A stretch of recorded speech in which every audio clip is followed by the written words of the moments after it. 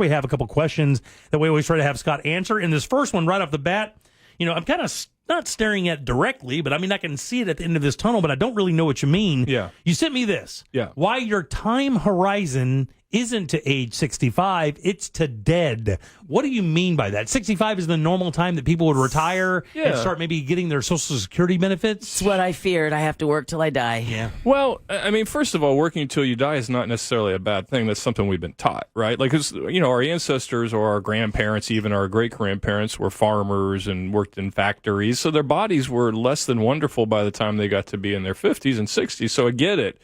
We don't do. We're sitting here in an slightly air conditioned, apparently. Thank you. Booth. We're good in here. Yeah, we're not. Apparently, Jack and Good Ross news, are good. guys. I'm wearing a light jacket. That's great, Ross. Thanks.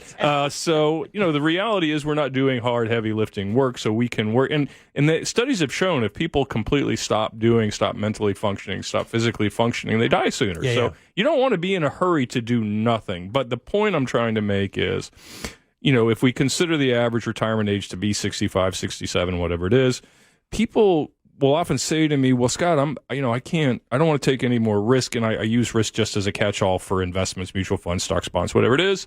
And it could be a conservative mix or an aggressive mix. It doesn't really matter for the point. The point is that your time horizon is not till when you retire.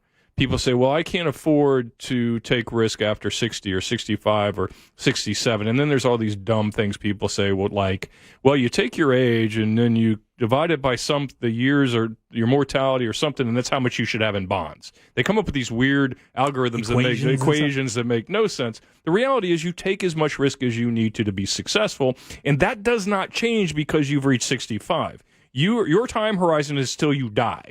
So if you say I'm retiring at 65, the average life expectancy in this country is around 81, 82. You got 12, 13, 14, 15, 18, 20 years. I have 90-year-olds.